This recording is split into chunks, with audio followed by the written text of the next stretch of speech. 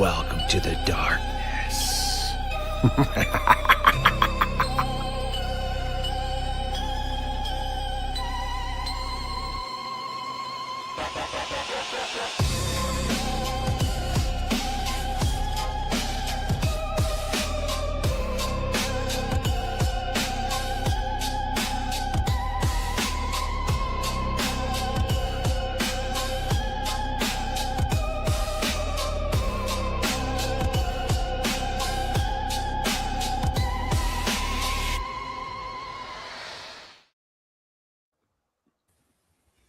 Oh my gosh, here we are. Good evening, guys. It's me, Missy, and the Fairytales lied.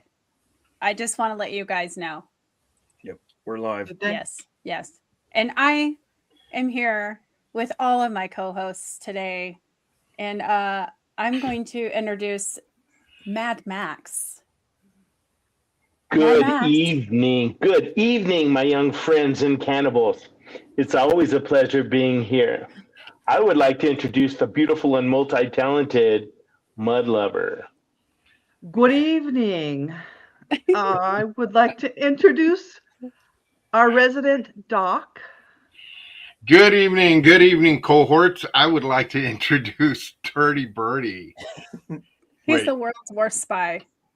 World's worst spy, and that's right. Yeah. And somehow I keep not getting caught. I know. I mean, I don't know. You guys, what are we talking about tonight?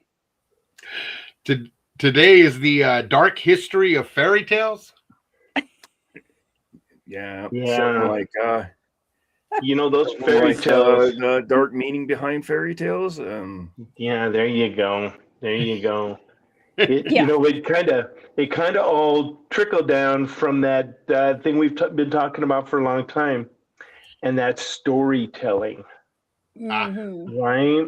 This is how we've passed our stories down, and some of these things are not. I'm going to say most of them are not what we thought they were. Yes. No, a lot of them got a quote unquote Disneyfied over the years. Yeah. So yeah. Well, and then when you get older and you look and you go, oh yeah, I remember that, and you read it again, you're like, this is horrific. This is horrifying. Right? It's kind of horrific. it's almost like Cinderella. Look, yeah. Look, I'm just saying. Like, out of the loop on the Cinderella. What? Look. I'm just saying, if her shoe really fit, then why did she lose it? Right? See? I'm just saying. True. It's a lie.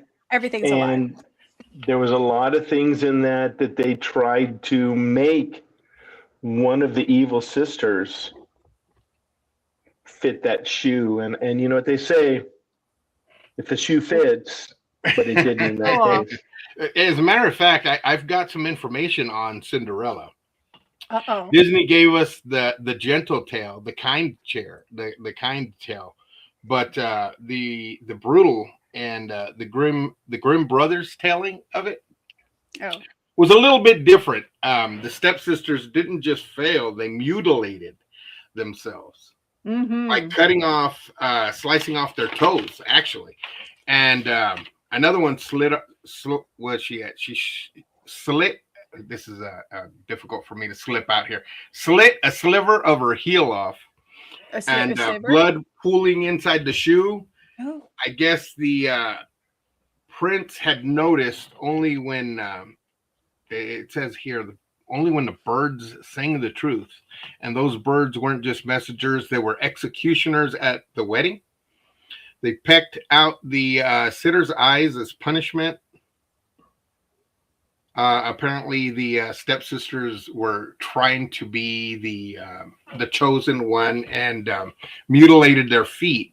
But it didn't work out, I guess. And and that's what I had, and it kind of left it kind of hanging there. I don't. What part of there's blood pooling in a glass shoe do you not see? Well, I mean, it's kind of grim there. I get that, but I don't know if you guys have ever been in the military and you go marching all day in boots. You get kind of blood in your boots all the time. Well, But I know how it is when I just stub my toe. Yeah. Right? I cannot imagine. Sorry. That size 13 that I usually wear. If I cut off my toes, I can be a 10. I mean, I'm already a 10, so I don't need any more problems. Ugh, Right. yeah, So- You got 99 problems, and that's not one of them. Cutting my toes off is not one of them. That's for Yeah. doggone sure. yeah, Yeah. blisters are the worst.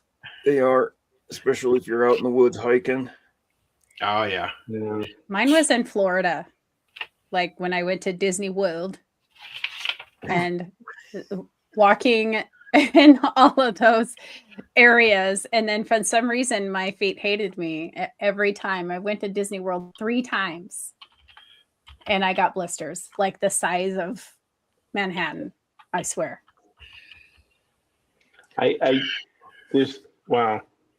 I mean, Yeah. if they're the size of men, I've had some blisters on my feet from breaking in boots on the line or whatever. And when your feet hurt, that makes for a bad day. I'm not a Yes. huge fan of my feet hurting.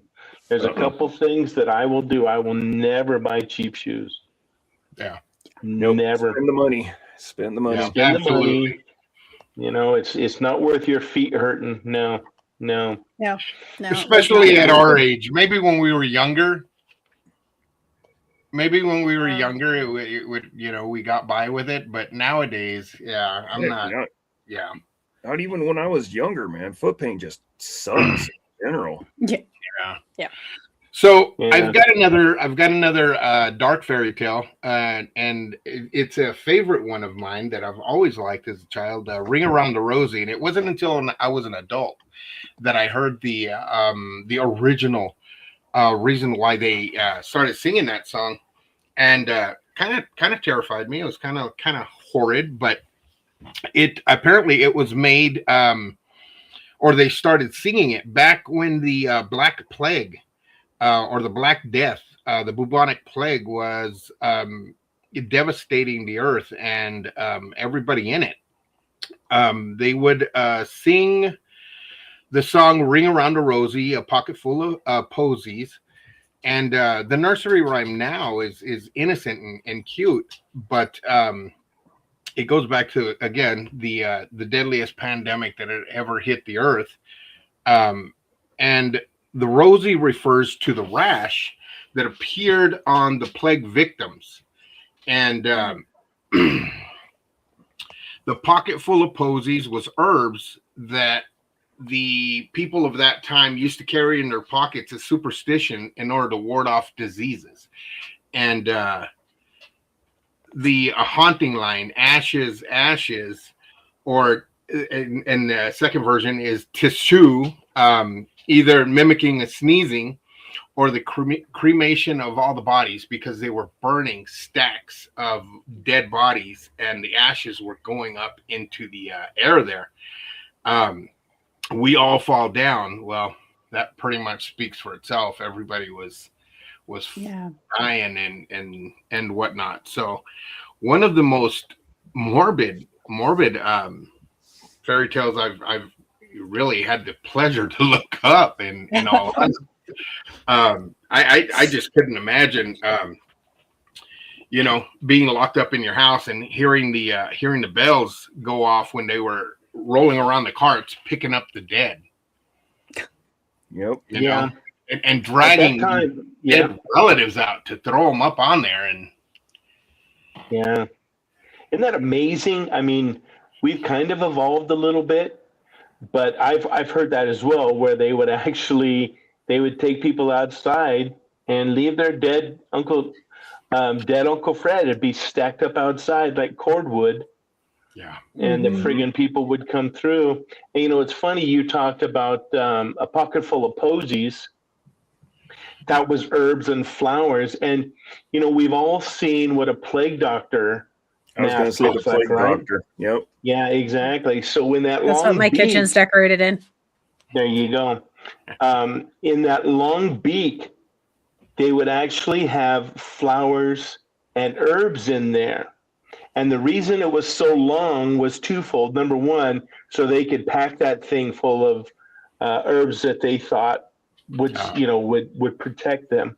But it would make it so they did not have to get as close to the patient as they would normally. Mhm. So, those plague doctor masks, they're number one, they're haunting. They're terrifying. But they're like 3 feet long. Again, the mask may be terrifying, but I don't think it would have been as scary as having to drag your mother or your grandmother or your sibling and pieces of them falling off as you're dragging them outside to set them on the porch like we do garbage nowadays. You know what I mean? Yeah. I would see that mask come in, and it probably wouldn't scare me as much as having to drag my a sibling outside or a parent. Yeah. Hey, yeah, But- Yeah, but But you I know what? think back in those days. Oh, sorry. Go ahead, man lover. No, go for it. Do your thing. I was just thinking back in those days too. I think they were really desensitized, if that makes sense, because Yeah. death was Oh, yeah. more of a natural occurrence that happened every day. Where in now our time, it's very hidden. So it's I can't say it's hidden, but it's almost like we make it a fairy tale, if that makes sense. I guess I would compare it more to like a military guy who is out in war and actually around death, causing death and whatnot, to where you're already, again, desensitized. It is part of your everyday, kind of like EMS workers nowadays. Right. Getting on scene, you mentally prepare. I guess being born into it, you can't be more mentally prepared than that. Still traumatizing. But Yeah. I guess you're right. Being acclimated into it, I couldn't imagine. What's interesting that you say that, like when I went to Gettysburg this last June, and I thought that there was people from the military from both sides picking up, their deceased, and it wasn't the case. It was actually children that were out there picking up the deceased soldiers as well as animals who died in the casualty, while the women were in town taking care of everything. So it's interesting how we evolved, into death is hidden now, where death was an everyday occurrence for back in the day, basically. Death's You're kind right. of taboo nowadays, but back then it was a common way of life. Of you might have an uncle or a sibling or somebody like that, and they go out into the field and they get kicked in the head by a horse and they're dead. Yep. Or they stub their toe or kick a nail, and now they've got gangrene and they're dead. They catch the flu, they're dead. And again, in the past, I believe some of the traditions were to bring the dead home, to prop them up in the living room for a couple of days before the body, starts decomposing and getting ripe. And it was customary to have the body at home in order to mourn and prepare for burial. So we've gone a long way to shielding our children and shielding supposedly the weak from death and not letting us be around it, from propping up grandma in the living room and having dinner around her for a couple of days before the services. And it's funny is because in the past we've talked about a couple of death rites, and in some worlds or other countries, they're still doing that, Doc. Yeah. They're still bringing these folks home. They're still digging them up once a year, and they're bathing them and taking out, putting clean clothes on and whatever. So you're right. It's one of those things where we kind of grimace now. It's like, oh my gosh. But I remember, going to funerals, and when I was just a pup, and yeah, somebody was in there in the friggin' casket. I mean, it's that's just the way it was. Yeah. And I mean, like I said, I some of that stuff, I don't know if it's a desensitized or there's an acceptance of it. And it's unfortunate, but we're all going to go someday. So So looking at the old traditions and looking at it now, what do you guys think would have been better, to be able to say goodbye and see the body before they bury it, and to be able to witness death and as part of life, as part of the family, or to shield the kids and shield everybody from it, and closed casket or even cremation to where nobody's even around it anymore? That's a hard question. That's a hard question. You're right. That is a hard question because it's an eventuality for all of us. Mm-hmm. And I think I went to my first funeral. I had no idea, and I think I went to my first. I was young. I was young, but I had no idea, and I'm sure my folks were like, "Well, he doesn't know the difference." And you know what? I didn't. Everybody, all my in-laws, not in-laws, all my mom's people and everybody that liked each other got together, and all I knew is that we're going to eat later. Yeah, and there was tequila. That's mine. That was it, exactly. We're going to do that, and so I didn't understand, unfortunately or fortunately. So I know that when I was younger, I remember we would go as a family to the family funerals, and I specifically remember my mom getting in line and grabbing the kids by the hand and telling us we have to say goodbye. And it was a respect thing. She gave you the look, do not act a fool while we're in there, of course, before we get in there with the old chancla flying around. But once we were in there, it was customary to grab mom's hand, get in the line. That's it right there with the old eyebrows straight up. But it was customary to say goodbye, and the adults would drop flower in the casket and whatnot. And even to this day, the last funeral I went to, because after the last one I went to, I didn't attend very many more. But I remember going there and dropping flowers into the casket as a farewell respect, or I'll see you later kind of thing. Yeah. I'm not I've been to so many cops funerals and firefighter funerals. I don't even want to go to my own. So I mean, it is what it is. You won't know you're there. Hey, just dig a hole, put it there, and eat some tri-tip. I really hope if you do a funeral or something that Mudlover is recorded your voice to come out of the casket. Get me out of here!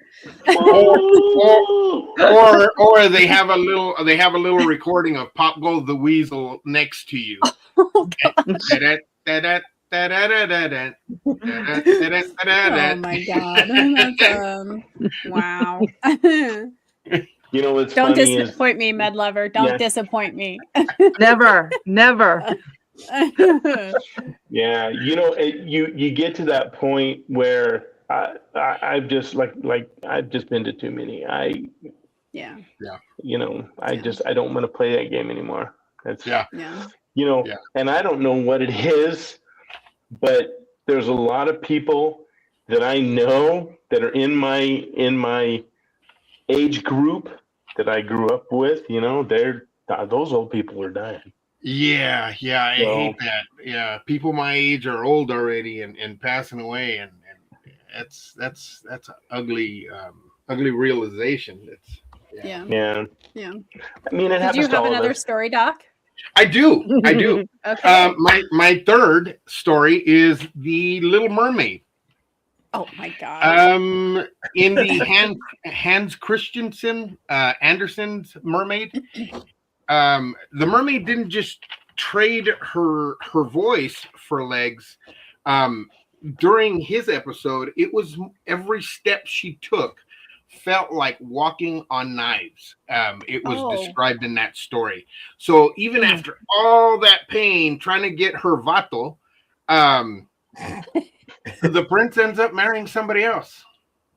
Wow. Yeah, and she not cool. not only gave up her voice and was walking on knives for this guy, but he ended up stiffing her and married her homegirl, apparently.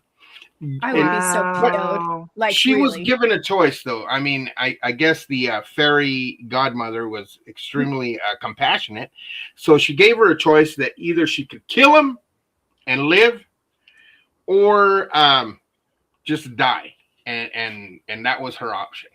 So since it was in the olden days, she chose the selflessness way to go, and she let herself dissolve into sea foam instead of taking Guy out. So you see sea foam.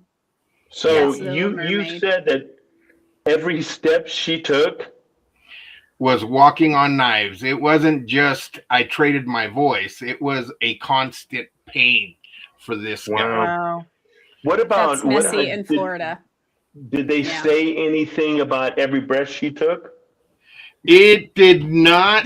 It just said that she was. It wasn't just a sacrifice. It was extreme suffering throughout the whole thing for unobtainable love.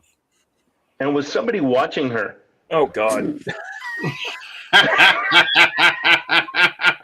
It also said she had very bad acne and hair on her back, but I'm not.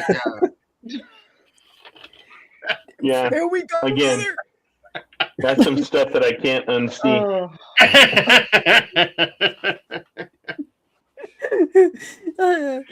Oh my God. Anyway. Can't take you guys anywhere. Yeah, no. That's good stuff. Well, I have a couple that are interesting. I mean, clearly not as interesting as Doc's, but I'm gonna try and get up in that upper realm. And you got to beat the hair on the back. That's right. Look, we all know about Mary, quite contrary. Right? How does your garden grow? Oh, with the silver bells and cockle shells and pretty maids in a row. Oh. Anyway, so that's pretty much agreed that Mary in this poem was Mary Tudor. Or, as everybody else knows her, Bloody Mary. Oh. And apparently she was not the nicest person in the world, but she did try to revert back to Catholic Church as soon as she took the throne. And apparently one of her things was she would burn religious heretics on the regular. Wow. So if these folks would come through and, they're considered heretics, which I'm not really sure, because there's a movie out a couple years ago called The Heretic, and it's about some people, two girls that go to this guy's door and they're preaching. It's actually a good movie if you get a chance. Mm-hmm. But so anybody that actually was professing anything, she would burn them. Wow. She also executed and tortured them by other means. Some scholars, we've talked about a lot of things. Some scholars say that the silver bells were thumb screws. Oh. Right? I can't imagine. Now, I have slipped a pair of pliers and pinched my finger, and that hurts. But I can't even imagine thumb screws. And that's a little vice like torture tool vice that goes through. And it breaks. It breaks through the fingernail, and then it just continues. So I can't imagine that. So, But anyway, and then they talked about the cockle shells, and that was a genitalia torture device. Oh my Now, gosh. we are all very in our heads. We can kind of figure out what a cockle shell does. Okay. I don't. Could you please explain it in a PG version, of course? No, I don't think. Okay. So, Okay. Does this apparently, involve a pair? it was a pair of shells that they could put them on certain parts of genitalia, and they would work kind of like thumb screws. And they would crush. Yeah. Again, that's about as 13 as I can get. A lot of Holding your time. meaning to a nutcracker. Yeah. That's right. Almost like the Nutcracker. I mean, the Christmas Nutcrackers I'm talking about. Yeah. Yes. Isn't the Yes. nutcracker? Isn't that something you do off the high dive? Oh. Anyway. No! Anyway, the pretty maids in a row stood for the people that lined up for execution by the guillotine. So that would be my choice. Yeah. They said that people did not. So when the guillotine actually came down, that we all know that once the head is separated from the body, that the head continues to live. The brain lives for another 3 to 5 minutes. Right. So can you imagine? The poor executioner, dude. He's going to look down the basket, and you're going to see something that looks like a dead fish. Blinking. Yeah. I don't. And no. blinking eyes. Exactly. No. That's a game. That's a game Max does not want to play. Isn't that Marie Antoinette that had that happen? Marie Antoinette, absolument. Yeah. Absolument. En français, absolutely, absolument. Anyway, Queen Mary was she was a very interesting person. The thought is that the garden was a cemetery. So when they say their other thought was it was Bloody Mary, who was a daughter of King Henry the V111, and concerned V. Okay, Seven. thank you. The eighth. Yeah, the eighth. Look, 18th. okay. I don't care. Concerns Neither and should have. and they killed a lot of Protestants, and which is still going on right now. You have still religious wars, and because of your religion, guess what? Queen Mary was a staunch Catholic, and her garden was an allusion of graveyards, which were filling up with, again, Protestant martyrs. Mm-hmm. So, when they say that is that the ground you want to die on, that's the hill you want to die on. Well, apparently that's what they did. Wow. So the next one that we've all grown up with is Humpty Dumpty. When Humpty, we all know, right? Humpty Dumpty sat on a wall. Humpty Dumpty had a great fall. All the king's horses and I know you guys are all reciting this in your head. Yes, we are. They could not put Humpty Dumpty. They couldn't put Together again. doing the Humpty. Couldn't put Humpty together again. So Humpty Dumpty is usually illustrated as an egg, right? Mm-hmm. Yeah. So, but historians think that he was actually a deadly cannon. Oh. So during the British Civil Battle, Humpty Dumpty was seized by the opposing side. When soldiers tried to use the cannon, the loyal cannon shattered. Right? So it knew that it was going to go to the other side. All the king's horses and all the king's men couldn't put Humpty together again. Humpty Dumpty's creepiness comes from the interpretations of that single egg, but the darker origins, like a cannon firing, that creates irreversible destruction. Futility of power and the horror of broken things that just cannot be fixed. So once we look a little bit deeper, it's like, dude. Yeah. Dude, this is pretty nuts. They talked about spiritual and occult meaning interpretations. Humpty is a soul or a divine consciousness falling from a higher realm, the wall, into a material world, the shattered shell. And all the king's men representing the external institutions could not fix the inner fragmentation. Wow. So and you don't look at stuff like that because we all grew up. It was like, it was like in anything that was recited, because we all did it. Yeah. We all recited, all this Humpty Dumpty, friggin' Mary, Mary, and Mhm. look, but yeah, so it's just, I think we take these stories and we've take these real things that happen, we made them into a story, and then these storytellers would go from town to town. That's, what a town crier is. These were the guys that would go through from town to town and tell stories. I think that's what the jesters did. And, they would actually, to keep people entertained, they would make them into nursery rhymes or that kind of stuff, because people don't want to hear the news that way. They'd rather hear the news like and you got to think it's got to be a lot easier to memorize if you put it into a rhyme. Exactly. Right. So when you get that way, it's it just amazes me how we're pretty clever, right? In this kind of stuff, we're pretty clever, and it's this kind of stuff interests me. I think we did a huge evolve. So, Yeah, I agree. I just, it amazes me, this kind of stuff. But those are the two that I had. I'm not an overachiever like Doc. I just go for the A. I don't go for the A+, Tovar. There's one in every crowd. Come on now. That's it. That's it. Hey, everybody's there's got to be a curve.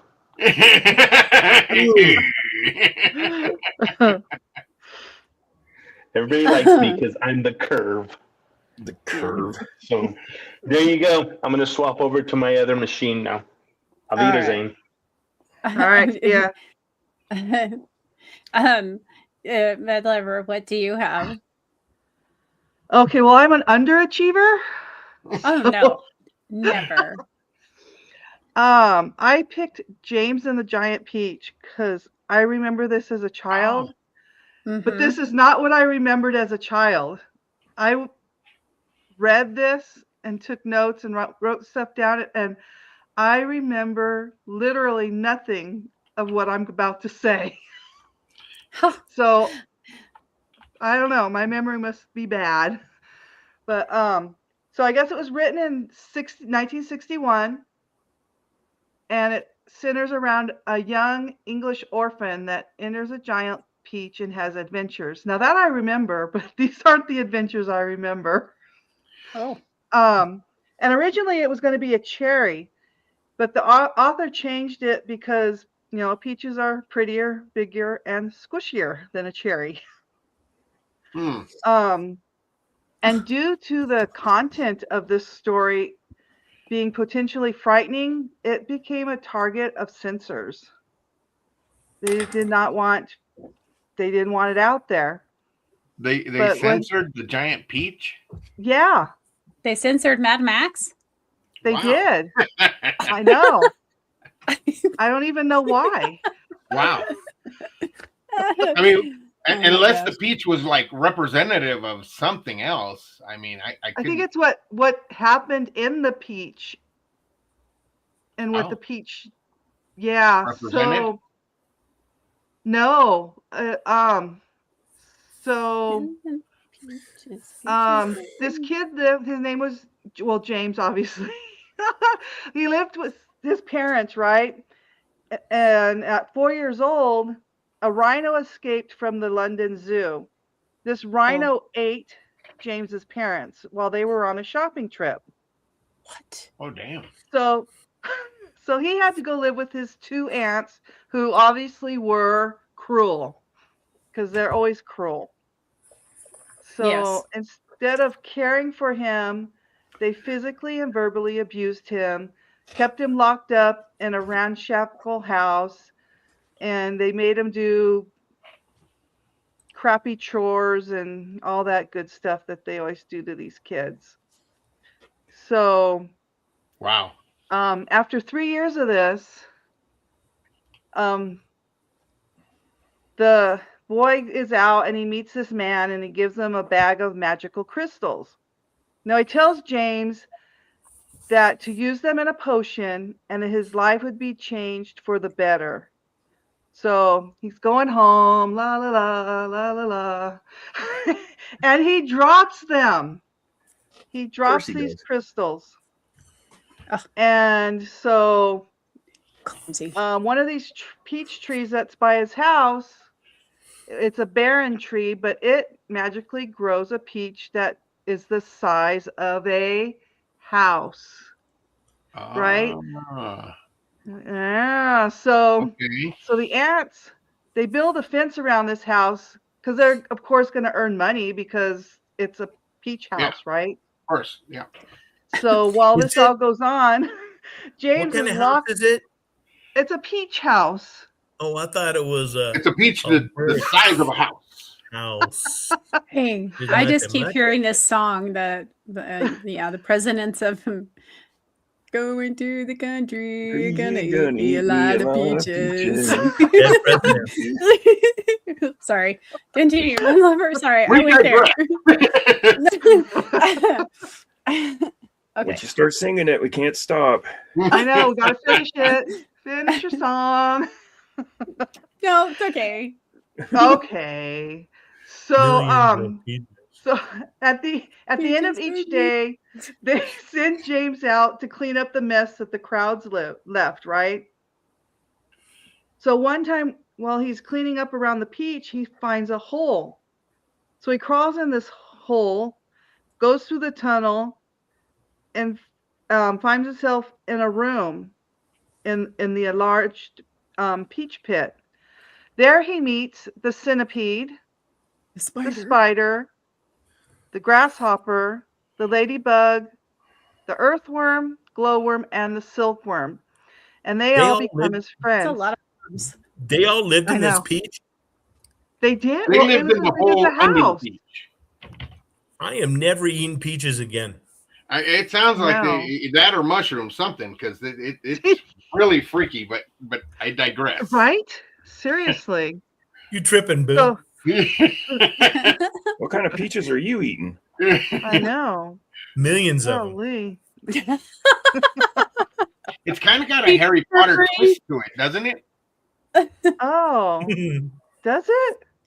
Does it? I mean, it's got the Harry Potter twist where, the parents died. He's living with relatives who treat him horribly. Oh, that's true. And he tries to get away and tries to escape. Of course, Harry Potter didn't have a sack of crystals running around, but that's more of a Cheech and Chong movie. But yeah, that's right. Yeah, that's a whole different story. That's true. Yeah, I didn't think of that. That's a good point there. Yeah. Oh, I'm sorry. Go ahead, my lover. My bad. Oh no, that's okay. We got like 25 more minutes. We're good. We still gotta get to DBs. I'm just kidding. Okay, I'll speed it up here. So, no, you're good. So the next day, the centipede cuts the stem off the peach. Now this causes the peach to roll away, and it crushes his ants. Oh, yay! Nice. I know, right? Yeah. So he turned into a murderer. No, the peach did. Oh, okay. It was okay. the peach, All right. Allegedly. Allegedly. Allegedly. Rolled over them. Okay. So since this peach was rolling, it ended up in the sea and was surrounded by ravenous sharks. So James used the spider and the silkworm to make threads. And the earthworm was used as bait. How sad is that? Wow. That's sad. I know. Come here, friend. I know, right? So, and it draws 500 seagulls to the peach. And then they tie the threads onto the seagulls, and the peach is lifted away. How awesome.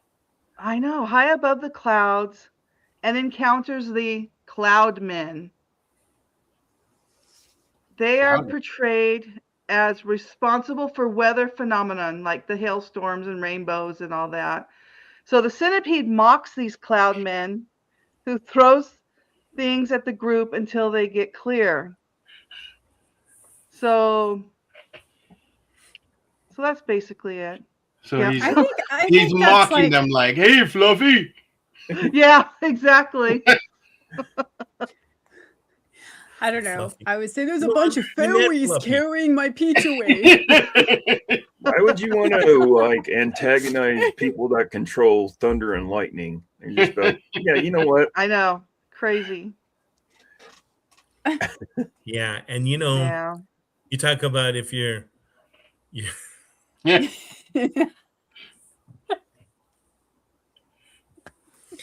never mind. Okay. It's okay. Never mind. We're Cry. PG. Don't cry. Mud Lover, he made him Yes. cry. You made him Well, cry. I don't know what happened. It's because of the Cloudmen? Yes. They called them Oh. It's Fluffy. almost, I do believe, Fluffy. Oh, Fluffy. it's okay. Okay. I'm sorry. But Fluffy's the healthy fat. Okay. Oh. Okay. Fluffy's the what? The healthy fat? Healthy Big, fat. healthy, husky, fluffy, and damn. Actually, we my- met Fluffy. Fluffy's a really nice guy. Yeah, I've seen him a couple of times live. He's hilarious. He is. He did a show that we were at, and we were actually fortunate enough to meet him. Really good dude. Mm-hmm. Wow. Really good dude. Came by the house. Yeah. Really nice Yeah. guy. Really? Wow. No. No, we did meet him. Do you think We Mud did Lover meet would him. let him come by our house? Can't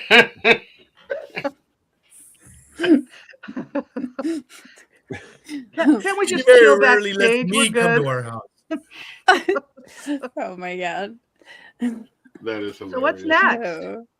DB. Who's next? Yeah, I picked the Pied Piper of Hamelin, and for the longest time I thought it was the Pie-Eyed Piper of Hamelin, and that wasn't the case. What it was is what pied means is a type of pattern of clothing. It's multicolored clothing, and I didn't know that.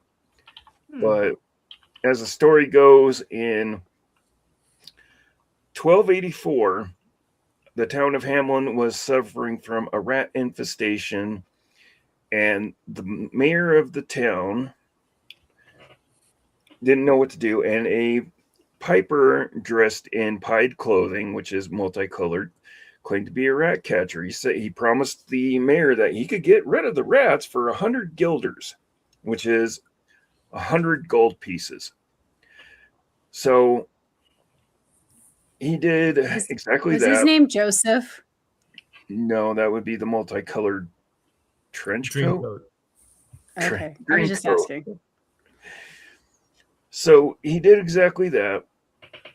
And when he went to collect, the mayor wouldn't pay him. So he got his flute and he played it, and he lured 150 children away. And there's a couple different endings to this. One says that he took them to the top of a hill and they disappeared into another dimension, Right. where, they lived happily ever after. Another version is that he took them to a cave and kept them there under the trance of the flute until the town paid him, and when they did, he released them. And another version is that he enchanted the children with his pipe and let them down to the river of the town, and they all drowned. Dude, he sounds like a Mexican cartel boss. But yeah, some of the interesting things, though, is that they actually have some forms of documentation of this actually happening. What? In a couple of places. There's a place called the Rat Catcher's House, where they think he lived, and they have they do have like some documentation of when this actually happened. Another place called the Wedding House says the same thing, and they have a carving on the town gate where it says this happened too. So what actually happened? Some people, there's a couple of things that they think that could have happened, which could have been natural causes. Now, during this time, you have the black, you have the Black Plague going on at the same time. That could have been one of the cases. Another case is, and this is really interesting. This is a phenomenon that happened. We covered this phenomenon a while ago, but it's called the Dance of Death, which was people coming under the influence of just dancing. They start dancing, and they don't stop dancing until they drop dead. Another interesting thing in this, though, is that even though he charmed 150 children, the deaf, blind, and lame children wouldn't be affected because the lame children couldn't dance or walk. Blind kids didn't know where they were going. Deaf kids couldn't hear the music. So that I found that interesting. Wow. Another version is that it was all some sort of some kind of like immigration thing. During this time, Germany was expanding outward, and even kids that are like 8-10 years old could work the fields and farms. And as Germany was expanding, this is what I've been reading, is that 150 kids went into Poland and started working out there as a sort of an immigration thing. But yeah, I found it really super interesting that they are actually, we've heard all the fairy tales and nursery rhymes, but they actually has a little bit of documentation to back it up. A little bit of validation. Yeah, I like that. Creepy as hell, but yeah, I like that. Mm-hmm. So it's almost like it makes me think of like little snippets of like movies that we know now, like the Sanderson sisters of Hocus Pocus, right? Mm-hmm. They did a spell and made the parents of the town dance, and while they lured children into their hut, right? So it's funny how all these tales come about, and how they come about in movies. Yeah, and just like you said, it's that part of our history. This kind of stuff would have been, the kids would have all gathered around an elder, a granddad, or whatever, and that's how these stories were passed down and passed down and passed down. And whether it's the United States, Mexico, like Doc says, they Great Britain, everybody just done this, and that's why it's evolved into this. And this is the kind of stuff that really keeps our history going because of stuff like this, and it's very cool. Yeah. And I just hope we don't get away from this. Yeah. And I think it's important. Like, we still tell stories, right? I was going to tell you guys, I have 2 stories. Hopefully, we'll remind you guys of the back in the medieval times and all that, and also with the plague, how they talked about children were very disposable, unfortunately. If they were not doing very good, the family, they would either give them away or they would, abandon them. And so there was a lot of stories that would come up, especially through Grimm tales, We talk about stories and in books. We talk about Hansel and Gretel, if you guys remember that story. You know, this is like Hansel. I know. I think of the Bugs Bunny thing. Yeah. They're like Hansel. Hansel. Hansel. and the witch that was in that, she was by far the best witch ever. But you know, we talk about the living on the edge of survival. You know, their home, obviously, in the story sits on a dense, dark forest, and of course, the forest. You know, if nobody knows nowadays, this is when it started. People started taking more trees out of the forest, and then to keep people away from cutting these forests down, they would also create these stories, right? So don't go in the deep, dark forest. Again, their home sits next to a dark forest, unmanaged. It's vast. Food obviously is scarce. Each meal gets smaller than the last, and the parents decide to make this plan or argue. It depends on what story you hear. Eventually, a decision is made with their children. So they decided to lead them in deep into the woods under a pretense of gathering firewood. And when the night falls, the parents leave them behind. So Hansel, the boy, he is prepared with stones and breadcrumbs in his pocket. I still am trying to figure out why he has bread, you know, and stones in his pocket, but hey, he's a boy. So, you know, I have stones in my pocket. Yeah. You know? But the forest consumes the trail. So he's like, you know, dropping this trail of stones and breadcrumbs. And the children wander for days, and they're exhausted. They're starving until they, you know, encounter this beautiful cake-looking house, like the gingerbread house that we build during Christmas. It's made of bread and sugar and cake and all the fun stuff. And inside, here comes this little old woman, and she apparently appears kind and almost grandmotherish, right, to these kids. She leads them inside and feeds them, gives them a bed. But the dark truth is she wants to eat the children. Hansel is locked into a cage where he's fattening up, and Gretel is forced to cook and clean. The woman plans to eat both of them. As time passes, you know, she's checking Hansel's sausage fingers to see if, you know, he's getting more sausage on his fingers.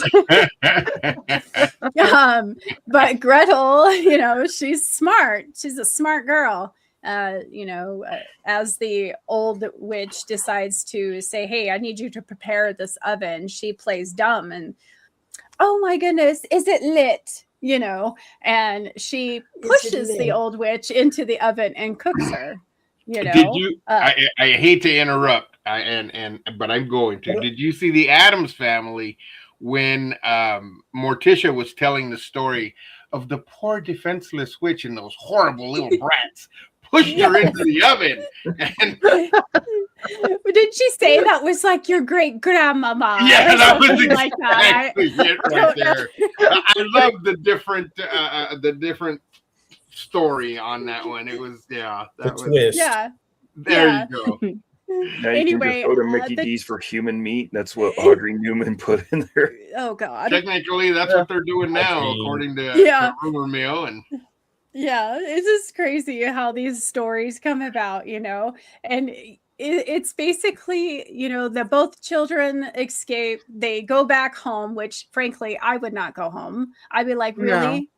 Yeah. Find out that their mother has passed away, their father is still alive, and they all live happily after. Again, this story is a context of, you know, lived experiences. There was abandonment during, you know, phantoms and diseses and plagues across Europe. Sell their children too. They used to have, you know, signs. Even here in America, they had back in I think it was during the Dust Bowl or whatnot. They would have pictures. Yeah, the Depression. They would have pictures of children for sale. I mean, it crossed people's minds every once in a while. I'm not going to say it hasn't mine, but it's illegal now. So whatever. Yeah, it is. Yeah, a lot of during back then, infanticide was totally not illegal and not really frowned upon. I mean, if you're starving to death, and that's what Hansel and Gretel was it's a story of them escaping that. Yeah, but it wasn't too uncommon for parents to be like, you know what, we're starving and we got an extra mouth, and they take them out there and they're like, okay, go play with the wolves. Yeah. They hide a little Red Riding Hood for me. One less mouth for real. But we all know what Hansel and Gretel is. The next one, the really fast one, was I was always fascinated with Rumpelstiltskin, right? What? We know Rumpelstiltskin. Oh, my bad. I thought you said Rumple. Well, anyway, obviously this doesn't begin in the forest, but it's kind of a court where hunger is replaced by power, and the desperation to wear fine clothes. You know, it's a miller seeking favor from the king. He boasts that his daughter can spin straw into gold, and the king believes him and pretends to, and locks this miller's daughter into a chamber filled with straw. Now, if she fails, she will die. And alone and terrified, obviously this girl's terrified, right? And then from the shadows, here comes this little man. His name is Rumpelstiltskin. Yeah, small, strange man, sharp-eyed and calm. Sounds like somebody I dated a long, long time ago. He spins this straw effortlessly. Effortlessly. Anyway. That's a big one.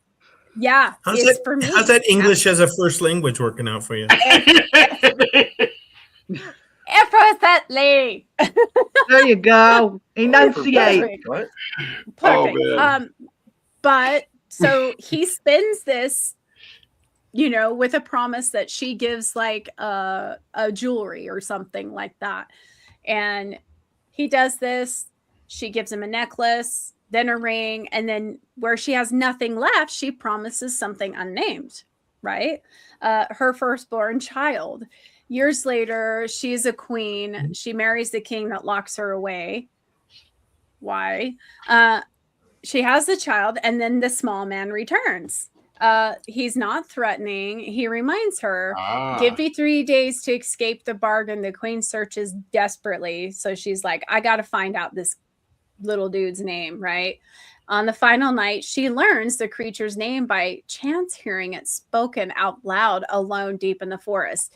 Many stories are stating that she sent somebody off to follow this little dude and came back and said, you know, that basically when named, Rumpelstiltskin loses his power. In some version, he tears himself apart. In others, he vanishes, scream, you know, the child remains, right? So what's the historical content of Rumpelstiltskin? Sorry, I tried. He represents a different fear, you know, not starvation, but binding agreements made under a threat, right? Such figures appear repeatedly in European folklore. If you really think about some of these stories, you know, creatures who exploit desperation and then return to collect it. What does that remind you of? The king and his collection of taxes on the villagers and stuff like that. The power of the name, you know, reflects ancient beliefs that an identity itself could be used as a weapon. So what are the shared themes of these two? Despite the differences, these stories are shared common in structure, right? Crisis caused by ambition, or adults placing children at risk, supernatural figures exploiting desperation, you know, survival and intelligence, but not virtue. So these are not moral fantasies. They are survival manuals, if you really think about it, these stories. They're survival tactics. Yeah. Wow. Yeah, like you better be good, or, you know. Don't make promises, even if you don't think you have to keep it. Right. Yeah. Right. Yeah. Yeah. Well, yeah, and again, it kind of goes back to like we've, this whole thing we talk about is Storytelling. it's funny it's always scare the kids, right? Last week we talked about La Llorona and Chupa Cabra and Cucuy, Cucuys. the Dueña, whatever. But La Llorona. we've talked about scaring the heck out of our kids, keeping them in line. And it just is interesting that this is how we tell our stories, by scaring the hell out of our children. Yep.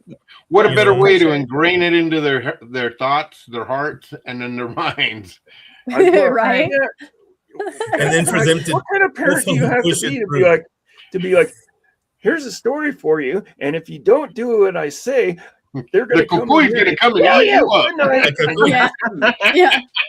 Rumpelstiltskin is gonna, come and steal your firstborn. Why does it have to always be? I agree. Why does it have to be the firstborn? Why can't it be the middle child? Or Well, being the last male, I kind of agree with the firstborn. So Well, guys, that is our show tonight, and I hope that you enjoyed this show. Stay tuned for next week, where we have live Speaking of Spirits at 7 p.m. Wednesdays, and then back to our shenanigans on Thursdays. You guys always like and subscribe. We'll see you next time. And just Bye, all. Have a great week. Millions Bye, of guys. Millions To the country.